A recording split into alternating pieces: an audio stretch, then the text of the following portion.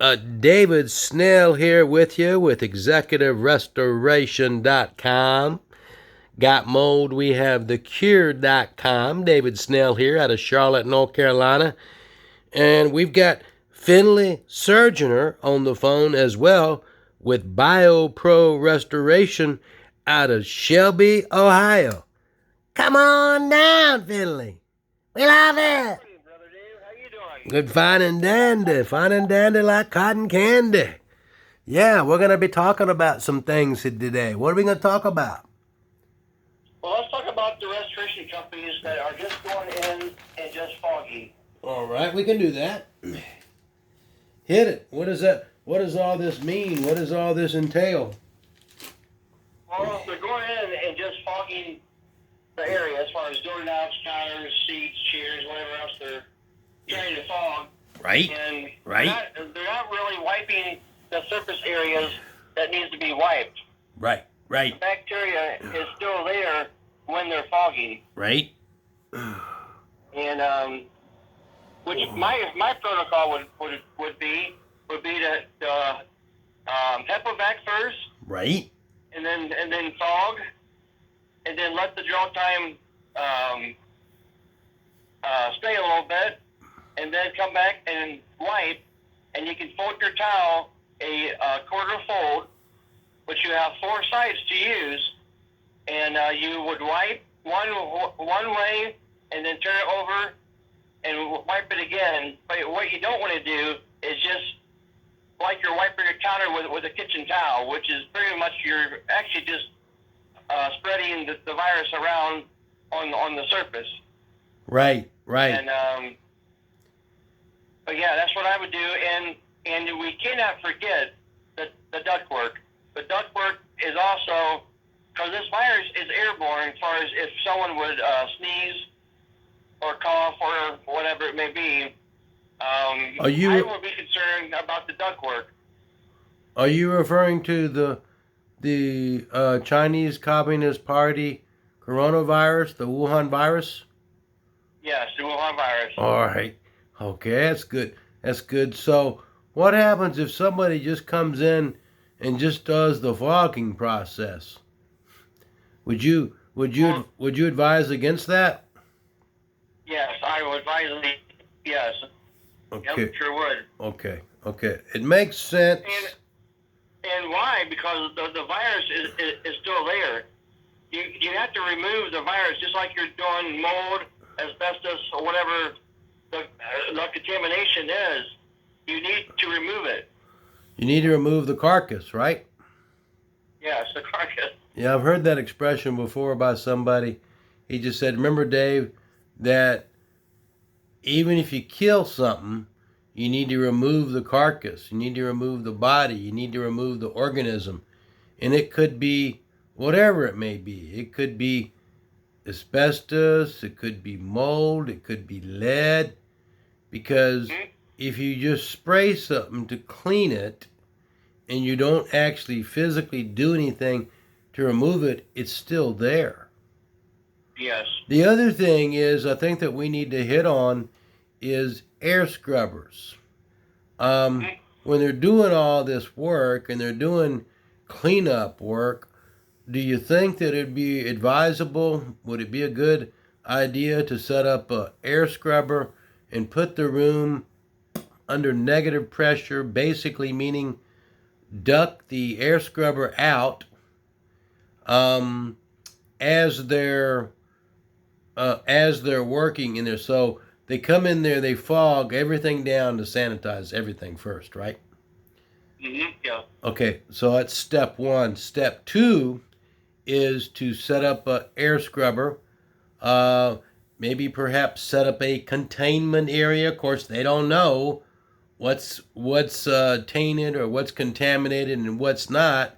So I guess we need to figure the whole building is contaminated, right? Yes. So set up an air scrubber, duct the air scrubber out. Some people use doors, some people use windows, some people will duct it out. The ventilation in bathrooms, or there's other areas in buildings that you can use. But above all means, make sure that you have adequate security, folks, when you are ducting this out. Very, very important reminder. This is something that a lot of times a lot of us forget. So, yes, what other helpful ideas or suggestions do you have, Finley Surgener, with BioPro Restoration out of Shelby, Ohio? Well, they also need to do a test, a swab test before and after to show that they did remove the contamination. What, so on 1,000 square feet for people who've got this virus, I wonder how many swabs you think would be good. I know when it comes down to air sampling, they're recommending one air sample about maybe 500 square feet. So I'm wondering if, a lot of these buildings, these are going to be commercial buildings. And a lot of these companies that are going in that I'm watching videos of are not doing the job properly. So they're really setting themselves up, I'm afraid. Yes. Do you have any thoughts on that? Oh, yes, I agree. So like you said, they're not doing no testing. There's no negative air pressure. So that stuff is airborne. And like we said before, they're not having the ductwork cleaned out. The other You know. the other thing, other observation I've noticed is when I look at their PPE gear and I look at their mask and I look how their mask is, it's barely on their face, and I'm looking at it, they probably didn't have a fit test. And for the people out there who don't know what a fit test is, we're getting ready to talk about it. A fit test is basically you've had a professional to make sure that your mask fits your face properly. And there are a lot of people who haven't had this done. And a lot of people should consider having it done, because if you have a leaky mask and it's not doing what it's supposed to be doing, guess what? You've just breached. You've just breached. You've just had a breach. So, and we definitely don't want that. And then there are a lot of people in our industry who do not have a fit test, but I'm not pointing any fingers at anybody, but I would just encourage all of you to have a fit test with the respirator. It's very painless. It's very painless. It's just somebody who makes sure that your mask is properly fits your face, because all of our faces are different, see? Some people have round faces. Some people have oval faces.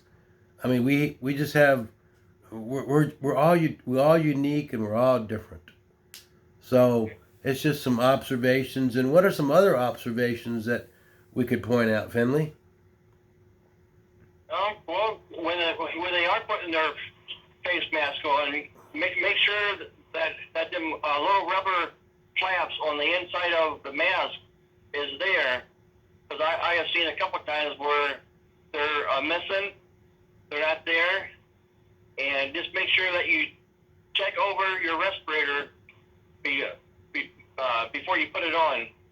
Right. In other words, what Finley is trying to say to everybody, I think, is safety needs to be very important, right, Finley? Mm-hmm, yes. Safety first. And so in each of your jobs, in all of our jobs, we need to prepare. We need to prepare for the job. Whether it's painting a surface, prepare the surface first. Whether it's, you're trying to clean up the air, okay, set up an air scrubber.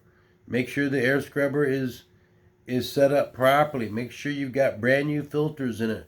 Make sure the air scrubber has been cleaned out. When you take your air scrubber from job to job, make sure it's clean. Make sure you got new filters. This includes a new HEPA filter. This includes new pre-filters in your unit. There's just so many times where I go in jobs and I've seen nasty air scrubbers. And I'm like, did you not clean this? They're like, no, Dave. I was like, why? They're like, well, what for? It's going to get dirty anyway.